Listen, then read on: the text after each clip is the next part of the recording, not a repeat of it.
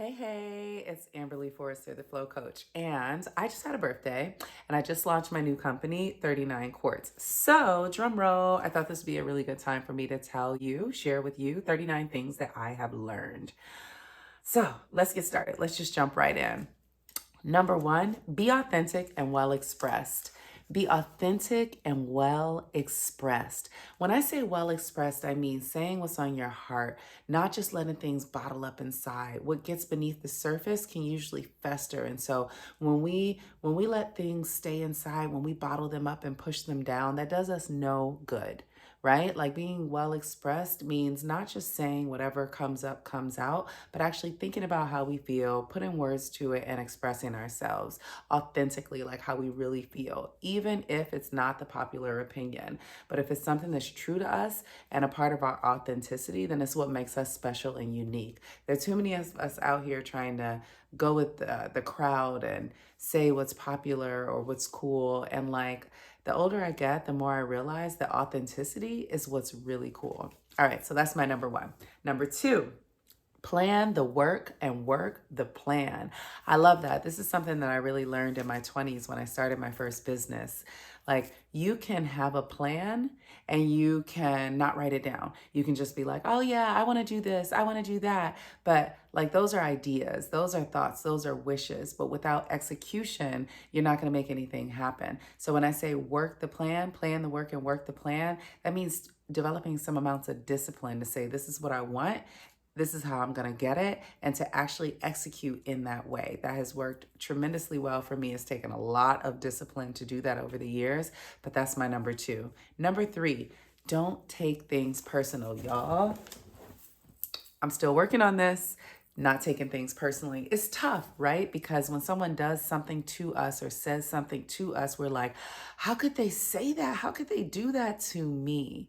So whenever you say something like that and it's like to me, it ends in that means that you're taking it personally. But what we're not recognizing is that what that person is doing says more about who they are than who you are, right? And so, yeah, we need to own our own parts and the parts that we play in our relationships. But really, when something happens that triggers us or that challenges us or that disturbs us in some way, we have to take a step back and think, what is going on in this person's life? What could be happening? Where's this coming from that may not be so much of a reflection of me, but the person? We also got to own our stuff, y'all. Own our because, like, sometimes it is you. Like, if you are the root of the problem and it's happening all around you, and it's like you're having the same problem with this person, this person, this person, that person, and you just can't stand these people, it may be time to take a look at you.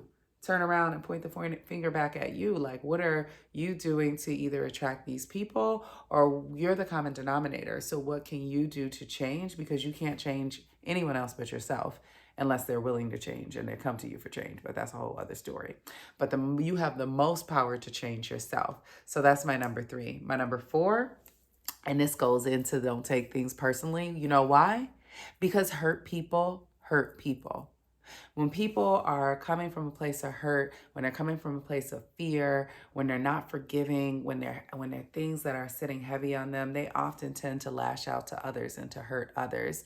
And so when we recognize that, we can understand just a bit more of where something may be coming from. And when we can meet that with compassion and with love and not just with condemnation and judgment and taking things personally, it's just so much more harmonious and peaceful. There's drama that I sank into in over the years in my life. And the older I get, the more I can just take a breath and pause in between the trigger and my reaction to the trigger and recognize what it is. And sometimes it's just a hurt person that's hurting other people. We do it, other people do it, but we really own the power when we recognize that that's what's happening. All right, my number five, come from a place of love. So I hinted on this earlier, right? Coming from a place of love. Marianne Williamson wrote a book called A Return to Love. And the whole premise of the book is so fascinating to me because it breaks down all of what we do, that we either come from a place of love or fear. And so when I say that, like, even when I heard that initially, I was like, love or fear? Well, I'm not afraid of.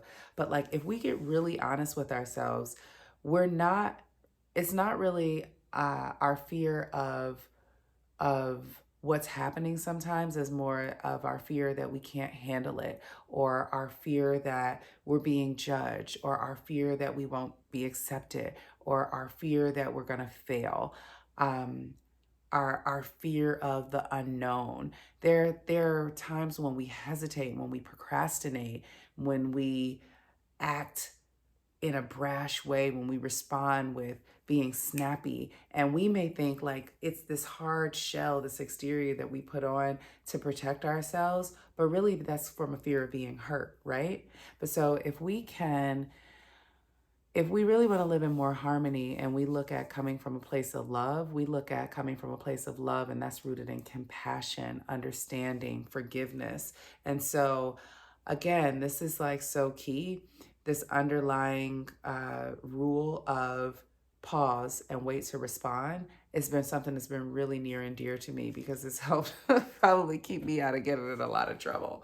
I'm like, let me just not respond to that right away, because I may be responding and I think I'm being witty, or, I'm like coming back and protecting myself. But when it all comes down to it, I may say something and not feel good about it later, right? And if I really had to be honest with myself and examine where that came from, it's like, am I acting out of love or am I acting out of fear? So that's become a really big self-check for myself, a moment of reflection when I'm dealing with something that's challenged me. I ask myself, like, did that come from a place of love or did that come from a place of fear? And so I really want to come from a place of love. So that's my number 5. Number 6, and if you follow me on social media, you have seen me say this: keep going, keep glowing, and keep growing. It is so important to find our ways of building our resilience, right? There's so many challenges that we deal with, from challenges in our relationships to even what's going on in the world, this police brutality, injustices, prejudice, all of this. And it's like, it can really, if you let it, it can really bring you down. But when we build our resilience, when we understand, we understand that there's a big picture, that there's a big purpose for our lives, and when we keep going towards that, then we're able to keep glowing. We're able to, like, I'm not saying that anybody is ever going to just be like, I'm happy all the time, but I'm saying, like, when something happens and it gets you down, that accept that, okay, I'm down. I'm not feeling good right now, but don't stay there. You gotta keep going no matter what. Keep on going.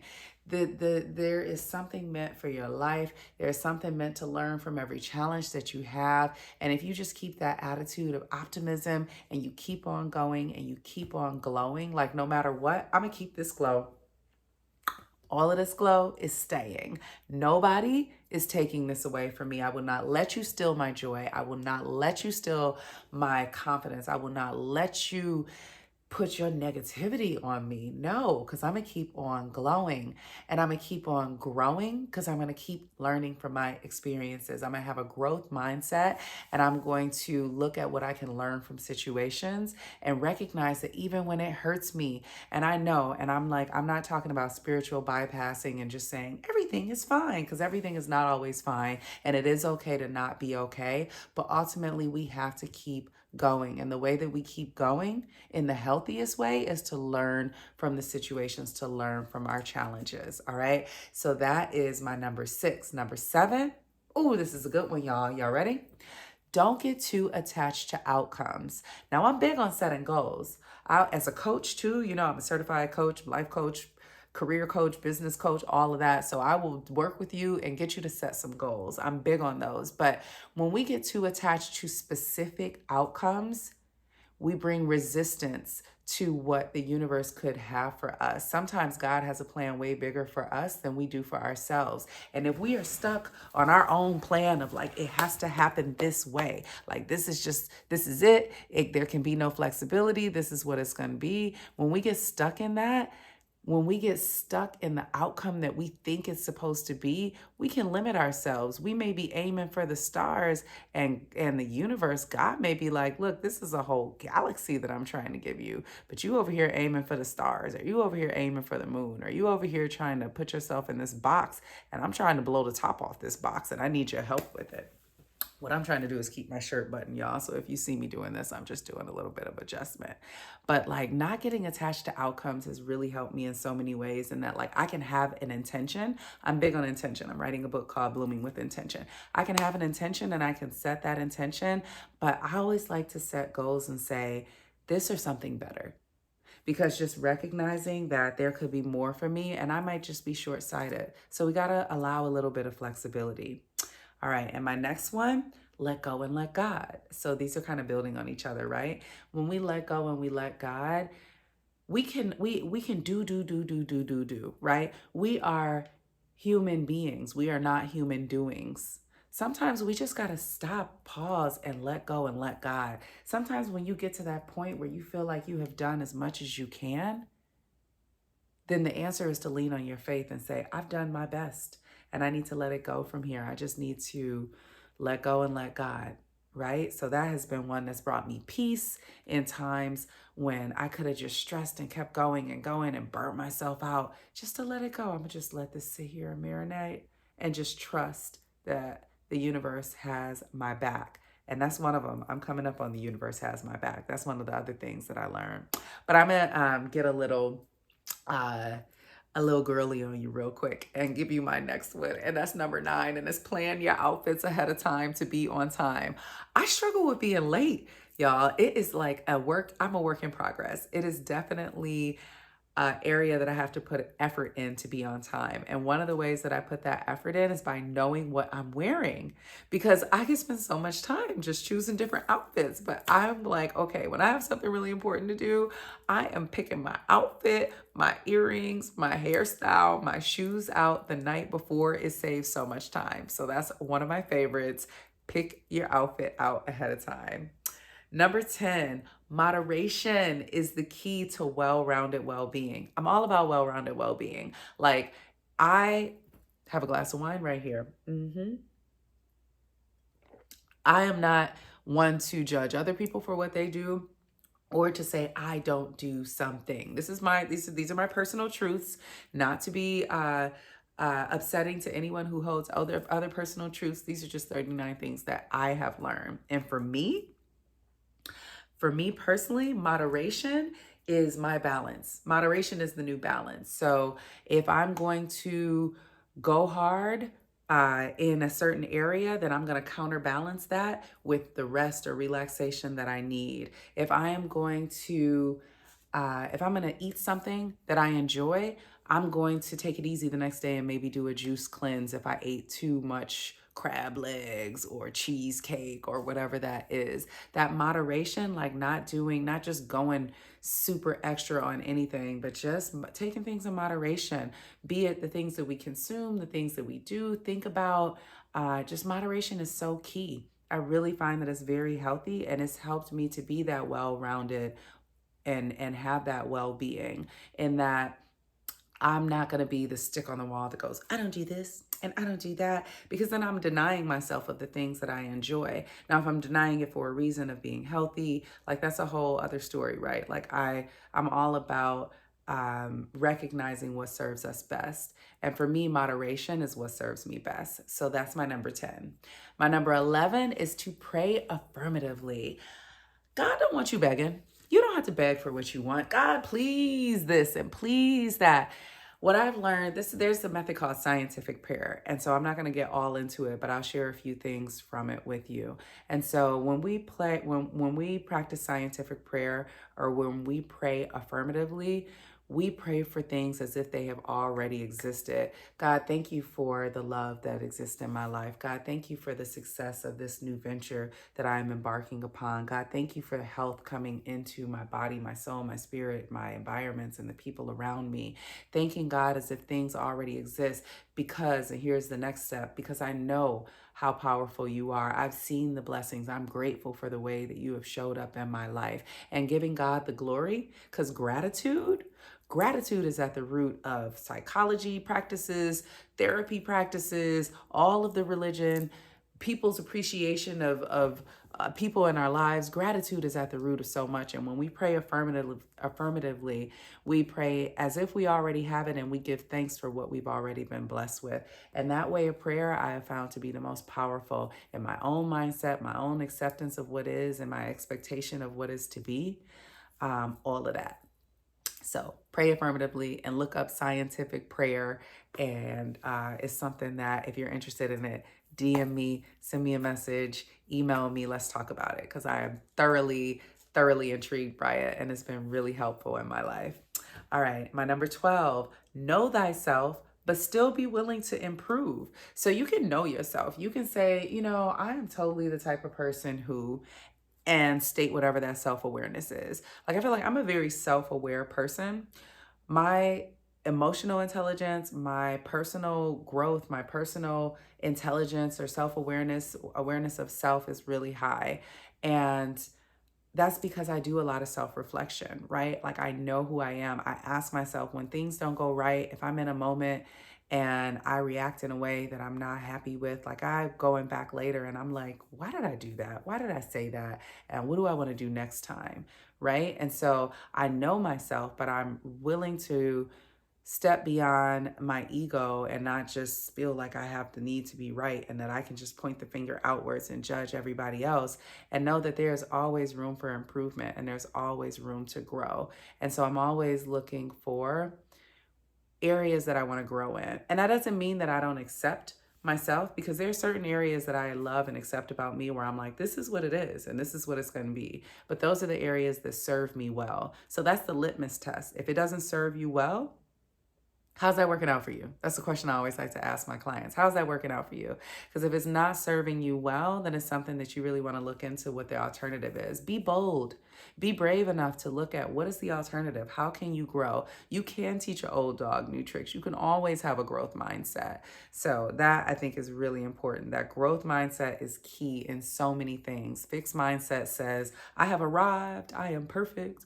I am this way. This is how I'm going to be. Or I'm not perfect and I'm just going to accept it. And then we plateau. Like, we stay stuck. Like, that keep going, keep growing, keep glowing. Like, I'm trying to keep growing. I'm trying to keep glowing. And so that means that I have to be willing to recognize that change is something that is guaranteed. It's always going to happen at some point. And so things around me can be changing and I can be left behind, or I can keep up with it and I can recognize what I need to change to keep going and keep progressing. All right, next, drum roll, drum roll, drum. Are y'all enjoying this? I hope so. I've been on for over 15 minutes now, so I got a few more to go, but if you're with me, you're with me. Pause, record, come back, whatever it is that you want to do, but I'll be here. All right, so what's my next one? My next one is number 13. Something about you should always stand out. This is something that I just like. I love to network. I love to go into groups of people and meet new people. And so, like, I'm an ambivert. I'm definitely like, I'm an extrovert. Some people would define me as an extrovert, but I'm also an introvert. So that's where the ambi comes from, because I will go back into my shell and be a hermit. But when I'm out, I always try to recognize and be intentional about what's going to stand out about me today. Like, maybe it could be as simple as my lip color. I might just be like, I'm gonna go and be real subtle today, but I'm gonna wear a red lip. They're gonna remember this red lip. Or I might, in another situation, say, I'm about to go and radiate all up in this room. I'm about to shine, shine, shine, meet people, network, talk, and stand out. But something about you, be it your energy, your appearance, your smile, something about you should always stand out. And whatever it is that feels right to you, you determine what that is. But just be intentional about it. Like, what can stand out about you? Right? Especially when you're going into a situation when you want to be remembered, when you're going into a setting, when you don't just want to blend in with the crowd, but you want to be remembered. Sometimes that might be wearing 8-inch heels, boys or girls. Hey. All right, that's number 13. Number 14, learn to give and receive constructive criticism. This is a big one. It can be really hard to receive constructive criticism, right? And also to give it. And so one of the ways that I find that helps with giving and receiving constructive criticism is by being specific. And I can't just take ownership of this whole concept or idea like it came from me. This is definitely a positive psychology thing. And y'all know I love me some positive psychology. But when we're specific with our criticism or even with our praise, then we really give more direction and more understanding as to what it is that we're focusing on. And so if you're going to give criticism to somebody, the SHIT sandwich is always a good one. Like, I'm going to give you something positive, put my little criticism right in between, and then give you something else positive. That's like the criticism is the patty in between the two yummy pieces of bread.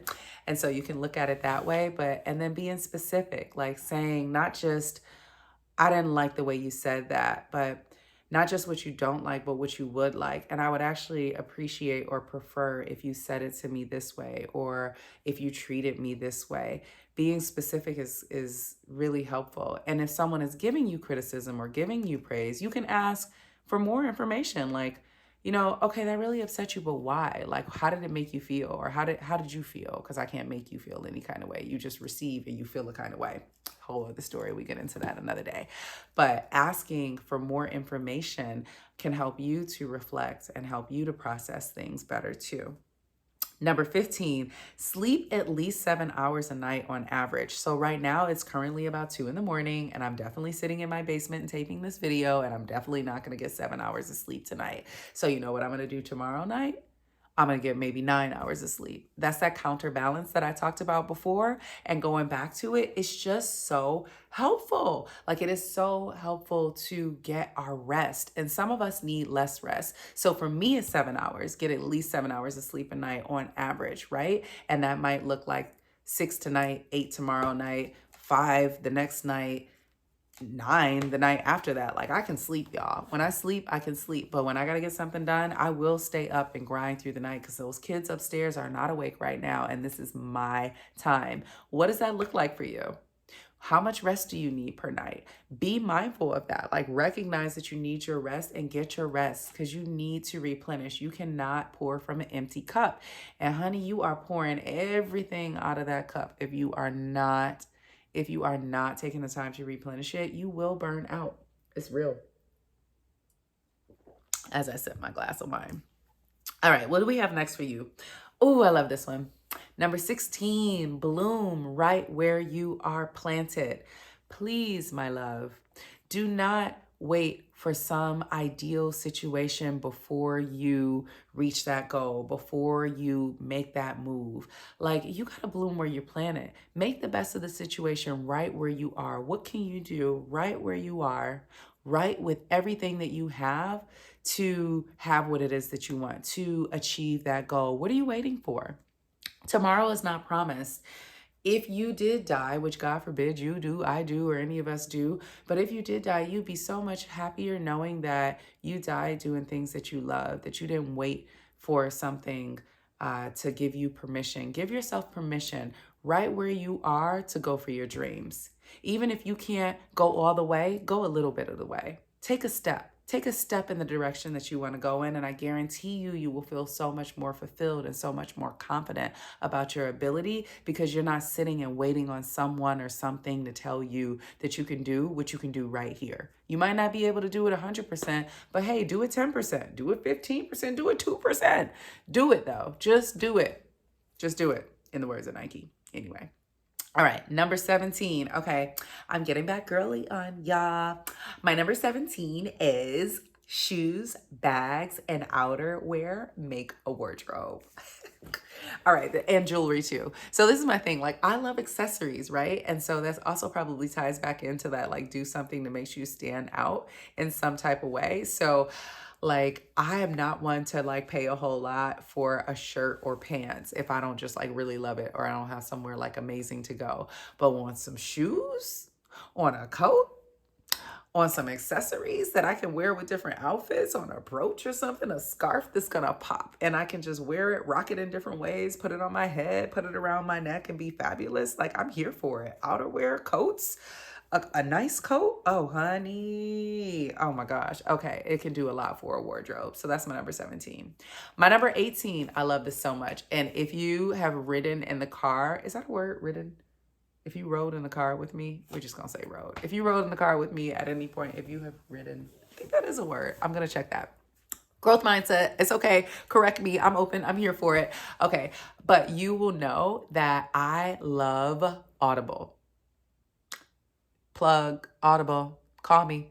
I love me some Audible. I will listen to a book. I love to read, but again, mom of two, super busy. I cannot always pick up a book and read the words of it.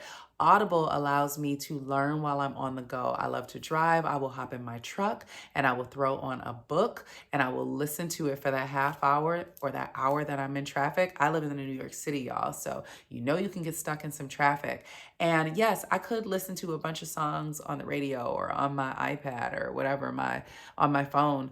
However, like, how much am I learning from listening to the same songs over and over again? And then how much am I learning from listening to a book? So I'm listening to a few books on audio right now. I just finished listening to Gifts of Imperfection by Brene Brown. Awesome. And I recognize like there's some books that we have to read. Like for me, there's some books I have to read. Like I'm like, that's one that I have to read. And then there's some that I'm really good at listening to. And then there's some that I do both. So I'm going to read, I'm going to listen to it. And if I'm listening to it, I'm going to go back and highlight later on just the notes that I want to go back on and be able to look at later down the road if I come back to that book, if it's something that really impacts me. And yeah, but I didn't have to read it all. I could just go back and do the highlights. And I just make mental notes of like the chapters and the parts of the chapters that I want to go back and highlight. I learned so much from books. Whenever I'm stuck in a place of I don't understand something, I want to know something, or if I'm stuck in like a negative place, I need to replace my negative thoughts with positive thoughts. I go get a good book and I'm like, ooh, pour these positive thoughts into me. And that's helped tremendously too. All right. Number 19, share your lessons and your knowledge. You get your lessons and your knowledge because you are meant to pass them on. You are not meant to hold on to them, harbor them, push them down, and act like they are just for you. No, you were blessed with those lessons and blessed with that knowledge to share with other people. And that is exactly what you are here to do. It is a part of your purpose. Post-traumatic stress is what so many people know about, but post-traumatic growth happens when we can find meaning in the challenges that we've experienced and the trauma that we've experienced, and that we can pass those lessons that we've learned on to others. When we find that meaning, that we can speak that to other people and help them recognize maybe the meaning or the lessons and what is happening with them. And that's such a fulfilling thing to do. So if you're going through anything that's challenging you or holding you back, like I really encourage you to look for the meaning. Take a step back, do the 30,000 feet up, look down on what it is that's going on in your life. And it's not something that you can always do immediately. Sometimes it takes time.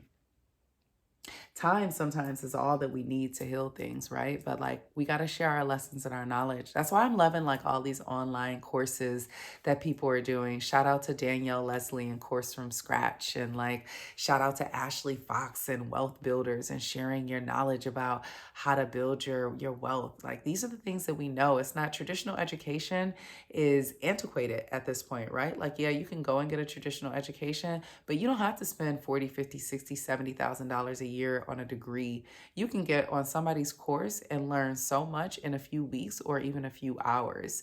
And you can also share your knowledge and make a course out of it, or a workshop, or even just speak to a small group. Your audience doesn't have to be thousands or millions of people all over the world. It can be 2-3 people in front of you, but share your knowledge and your wisdom. It's a part of what makes you valuable and feel valued and feel worthwhile. Feel that your time here on earth is worthwhile. All right, my next one. Y'all like my little 39 quartz cards? I put it on here so I don't just have to be reading it off some ugly piece of paper. Number 20, know your love language and show love to people you care about in their love language. Y'all know the love languages? There are 5 of them, right? And so like my love language is quality time, right? That's one of my love languages. And also, I have a few love languages. Like, I love when people just are open and honest with me. Like, I love when people Words of affirmation is one of my love languages. And I love when people affirm or confirm things about myself that not even just the good things, but even the things that I need to work on when it's done in a loving way. Right. And then I look at people around me and I recognize like, what are their love languages? And I try to speak to them in their love language. If you're someone that I care about, I'm like, okay, what's important to them? And I may not, I got to do what works for me, and I'm busy and I got kids and I'm always working. And so I may not be able to do it constantly or all the time, but I'm going to try to speak to you in your love language once I realize what that is, because I want you to feel that love coming from me. And so that's a lesson that I learned, not just to speak to people in my love language, but to speak to them in their love language. Okay, I'm getting girly on y'all again. I'm taking it back. I'm being a little vain right now. So number 21 is lose weight before the holidays so you can put it back on. Oh my God. This has been such a great one for me, because when it comes around Thanksgiving, I be like, honey, let me drop a couple of pounds off. So around Thanksgiving and Christmas, when I put a couple pounds back on, I'm not just shooting up the on the scale, right? I'm like, I'm gonna take off a couple so I can put on a couple and be okay. And so I find that that's just one that helps me in that counterbalance, that helps me in that moderation, right? You see the theme, you see the trend here? All right, so that's a good one too. Number 22, be honest and direct, but don't say what's on your mind until you can come from a place of love and deliver with tact. Oh my God. So Ryan, shout out to you. My friend Ryan told me one time that I'm highly responsive by nature. And that is so true about me. Like my knee-jerk reaction, being a little feisty feist ball from Detroit, as much as I've gotten all of this learning and all of this experience over the years, I'm still that feist ball from Detroit. And I have to take a step back, process what has happened, pause, and okay, self-check. Am I coming from a place of love? And how can I say that? This is not always about what you say, but how you say it. You can say something that is really direct and just be direct with it and factual with it without adding a whole lot of emotion and extra hurt onto it. When we're hurt, we want to lash out and hurt other people. So, this is like that lesson of like, how can I say this with tact and an effective way that's going to serve me or us or this situation best? So that one, huge. Number 23, make self-care a regular part of your routine. Self-care is not selfish if it's done in moderation. Now, if you're neglecting out your kids and everything and you're just like taking bubble baths and the kids is hungry, that's different. I'm not saying that, but self-care being a part of your routine, making sure that you do the things that matter to you, or take the time to take your walks, to go outside, to take your breaks, to eat in the middle of the day, to get your hair done if it makes you feel better, to get your eyebrows done if it makes you feel better, to get your facials. Like that's self-care. That's that balance that we really need. So that's so important. Number 24, this is one of my favorite ones. People have to earn your vulnerability. This came from Brene Brown. And so I think it's really important that vulnerability is a part of being authentic, right? And so when we are able to be vulnerable, we can form connection with people. We can have less shame around what it is when we can be open and honest about how we feel or what we've been challenged with in the past. But people have to earn that. And we also have to process and be ready to communicate that in a way that is healthy for us, not just going on to Facebook and going, oh my God, this is what happened, and telling like this whole long sob story. Because like me personally, when I see these long, like super, super open things on Facebook, I'm like, you are sharing this with the whole world. Please get you some close friends and share it with them.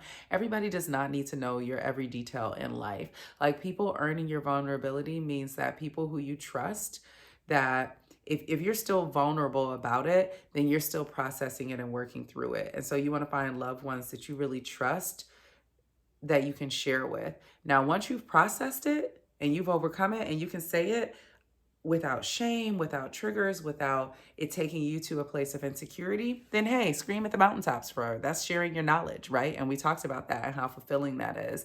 But when you're still feeling vulnerable, honor that. Honor that and don't put yourself in a situation talking to people about something until you're ready to. All right. Next, crystallize. This is number 25. Crystallize your thoughts and goals by writing them down.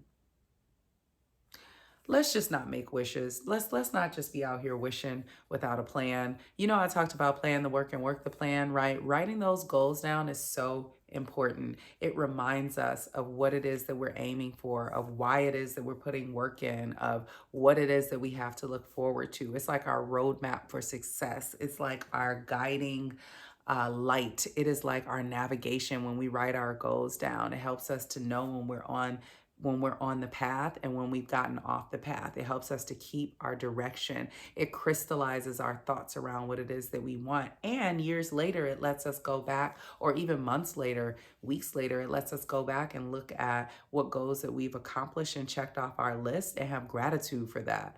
Like sometimes it feels like we're not moving forward, but that's just because we're not taking account of the success that we've had. So write those goals down, honey. All right. So next, number 26, think more about the things that you do want than the things that you don't want. The straight, fast way to self-sabotage is to focus on what you don't want. Because you know what happens when you focus on what you don't want?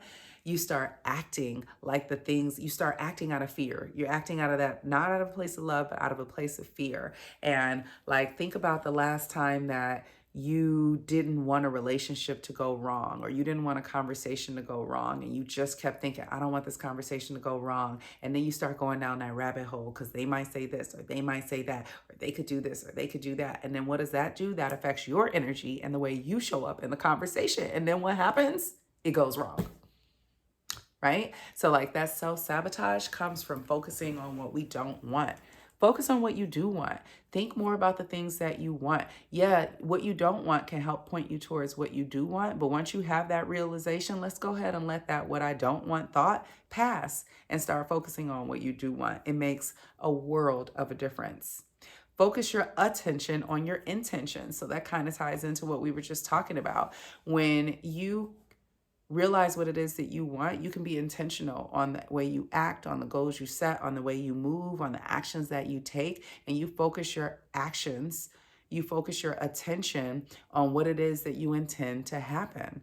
I'm writing a book called Blooming with Intention, and it's all about being intentional in the way that we show up in our lives, and the way that we show up for the things that we want, right? And when we can place our attention, our intentions, ooh, that's where our power lies. It really, really does.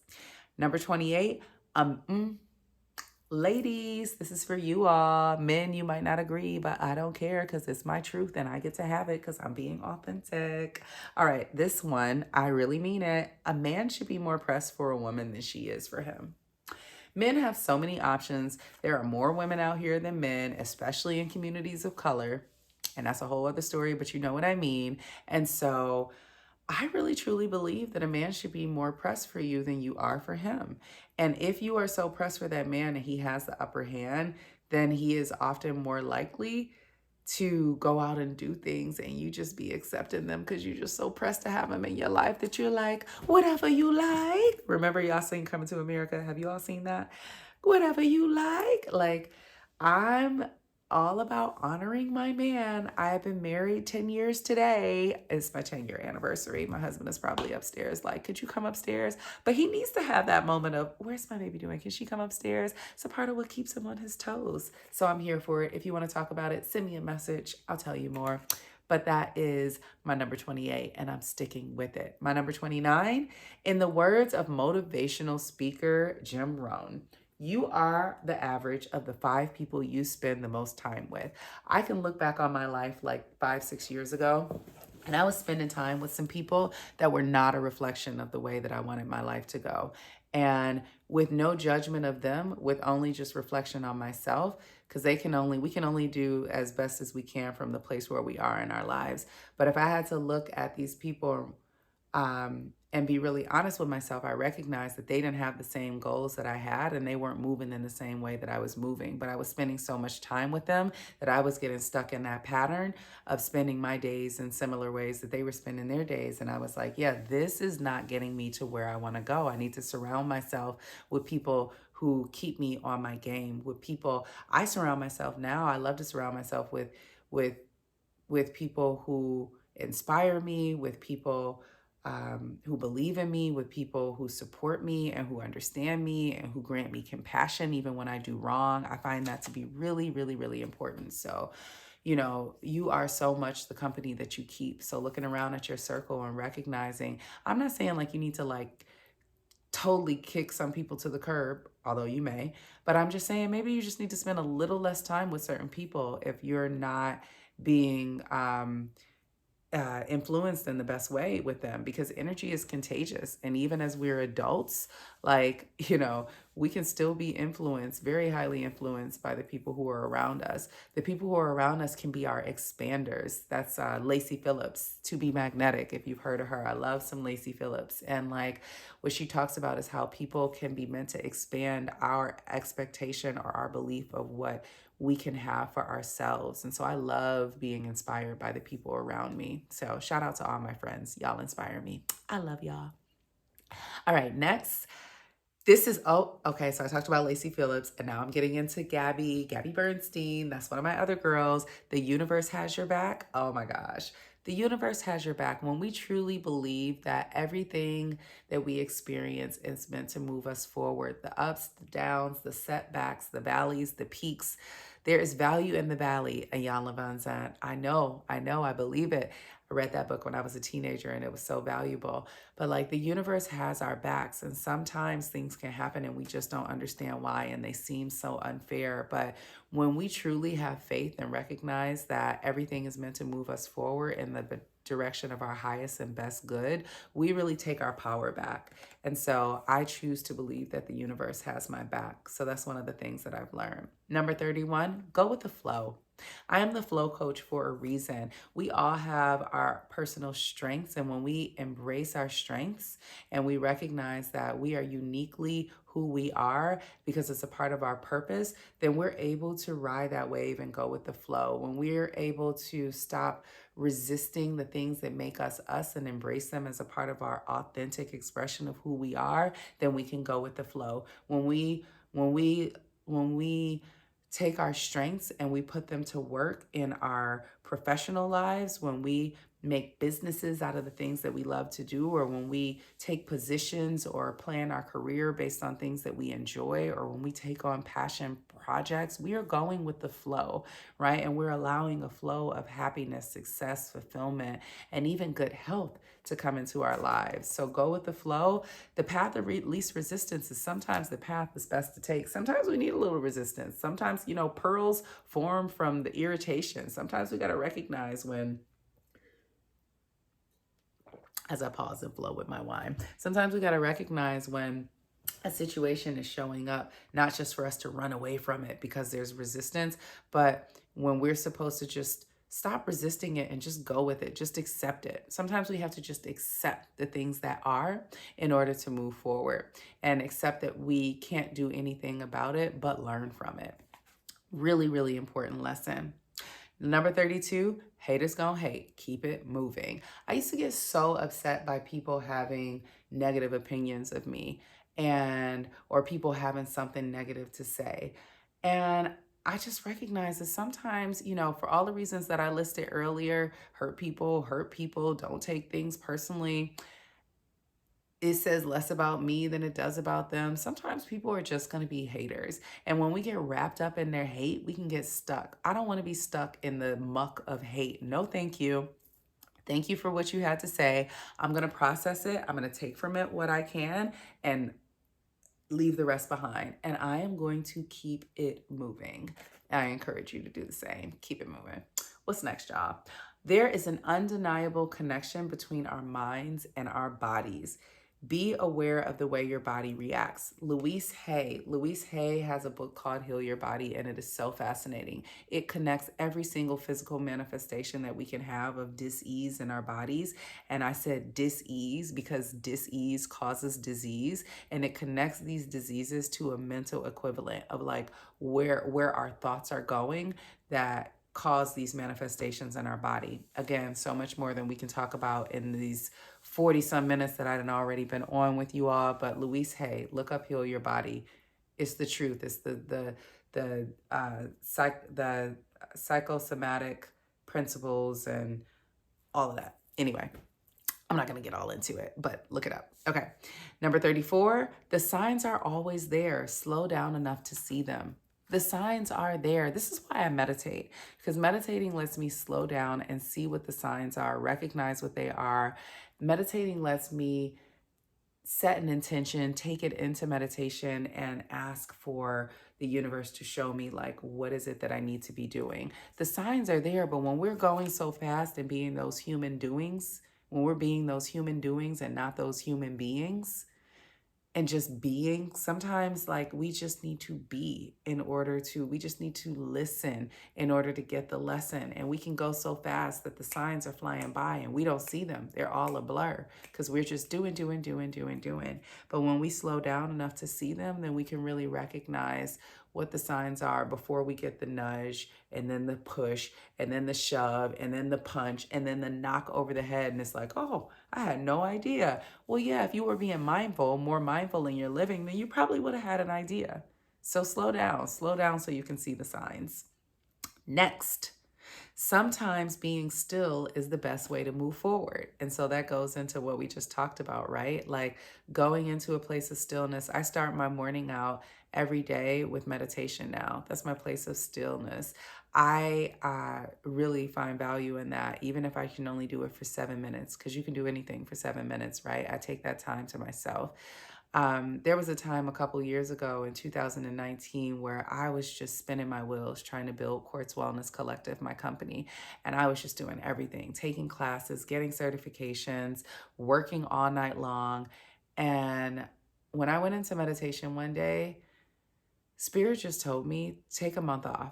And I did that. And in that month, so much came to me. I got so much more clarity because I wasn't just waking up and going, what can I do? What can I do? What can I do? That's a part of the letting go and the letting God. That's a part of the being still. Like I just needed that time to sit and to get a clearer picture. I was so bogged down with, I just got to do this and I got to do this, and thinking that action was what was going to get me there, when really it was trust, reflection, planning, strategy, being still, listening, like reading, researching. These things of being still just helped me to move forward. Not being still and doing nothing, but sometimes doing nothing is great, but like just slowing it down, like being still and doing nothing if that's what I need to do, right? For taking that vacation or taking that time to just reflect and be still. What does that look like for you? Like I really encourage you to ask yourself that and be aware. All right, next I have number 36, and that is we judge ourselves as harshly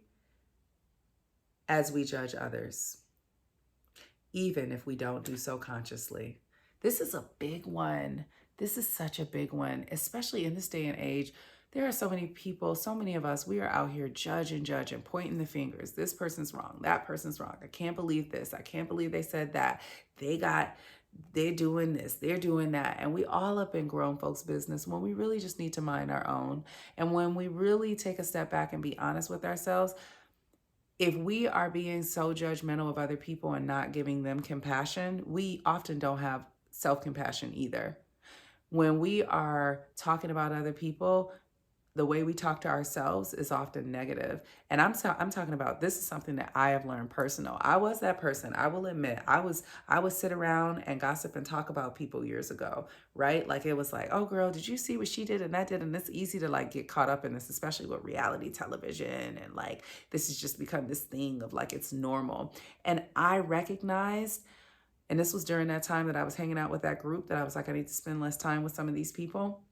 I recognized that didn't feel right for me. That didn't feel good. I was judging myself harshly. I was judging them harshly. And the answer to that was self-compassion and gratitude. I'm grateful for what I've gotten to, even if I'm not where I want to be just yet.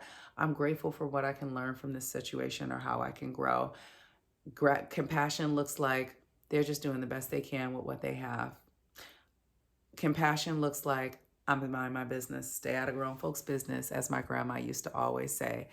Compassion, self-care, self-awareness. It's really the trilogy to happiness, well-being.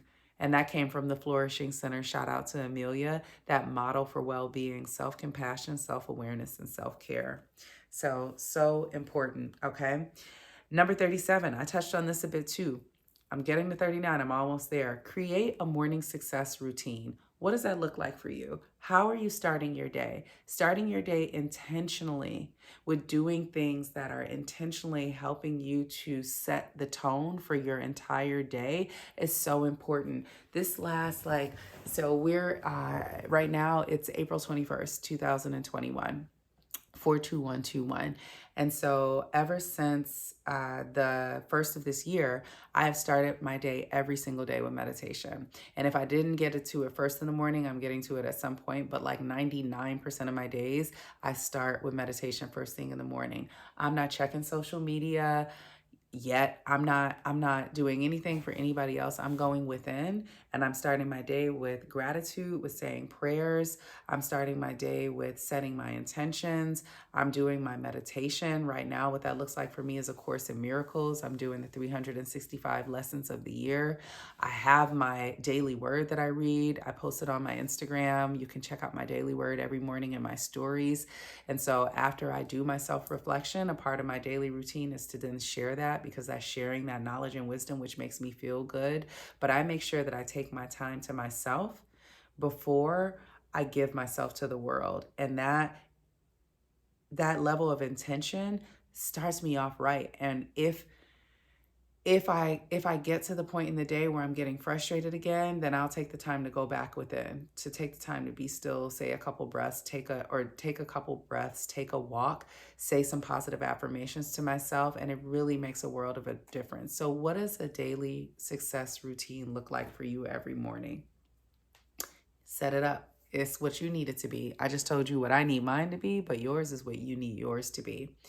All right, number 38, lean into the light, but do not deny the dark. So I talked about the Audible books that I read, The Gifts of Imperfection, or the Audible books that I listen to. The Gifts of Imperfection is one of the ones that I was telling you about, and it talks about embracing our wholeness. Our wholeness, not our wholeness, our wholeness.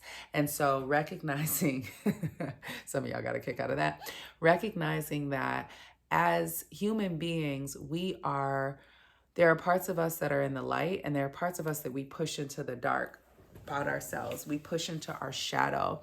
But when we can do what they call shadow work or mirror work, we can recognize those things that we do not love so much about ourselves, and we can recognize that they are still a part of us, and they're a part of what have made us who we are. When we just deny them and push them into the corner, we develop shame around them. And shame is a really powerful self-destructive thing. And we do not want to succumb to our shame. When we're able to recognize and accept, okay, I did that, and make a decision at any point, you can make a decision that I'm not going to do that anymore. I'm not going to say that anymore. I'm not going to be a victim of that anymore. I'm going to be a victor. That is when we really take our power back. And so we can recognize that there are parts about ourselves that maybe we're not as proud of, and we can start to work through those. We can forgive ourselves for those. We do not have to deny them and act like they didn't happen. We forgive ourselves, and we know that we just did the best that we could with what we had, with where we were in life. So that's my number 38. And my number 39, this is one that I got from A Course in Miracles. A Course in Miracles, I just love. If you are not familiar with it, you can check out my YouTube. I do a couple of purpose-driven professional lunch and learns. The lunch and learns I do every Wednesday, or every first Wednesday of the month at 12:30 live on Zoom. Shameless plug. I focused on A Course in Miracles for the first 3 months of the year because it is a really profound way of taking a step back and assessing ourselves and where we are in life, and being more intentional about how we're moving forward. And one of the lessons that stood out most to me from A Course in Miracles is that the truth does not have to be defended. I think I lived life for so long feeling like I was misunderstood. I'm an only child. That's probably one of my only child issues, but I felt like I was misunderstood in certain ways, that I mean well, but they thought I didn't. And I was busy trying to defend myself. And the older I get, the more I recognize that the truth doesn't always need to be defended. It just is. And I can live in harmony and confidence, and I can go forth on my path with just recognizing that some things you just leave where they are. I can just smile and say, okay, that's what you think. Okay. That was not my intention. And just leave it at that without going into a back and forth, without uh, stressing out. The truth just is, it doesn't need to be defended. When we're guilty, we feel it needs to really defend ourselves, right? Or when we have self-doubt. But the more confident I become, the more I recognize that the truth just is, right? And these things that I say I'm still working on, I'm a work in progress and I always will be. So in none of them am I saying that like, okay, I have arrived, I'm perfect in all 39 of these things that I listed, but I just wanted to share some of these gems with you today. So if you stuck with me through this whole thing, oh my gosh, I hope you enjoyed it. Again, this is Amberly Forrester, the Flow Coach, and these are 39 things I've learned. I hope that you found value in them. I've certainly found value in learning them, and I'll be back to share more. Keep on, and please follow us at Quartz Wellness. Follow me at the Flow Coach. Join us online is what I like to say, not just follow us because I want you to talk back to us. But check out the Quartz Wellness collection. It's all focused on our personal growth and development for our professional thriving and advancement. And it's just so much positive stuff on the website. So quartzwellnesscollective.com. Check it out here, there, or whatever it comes up on the screen. But thanks so much for listening, and I'll see you again next time. Bye.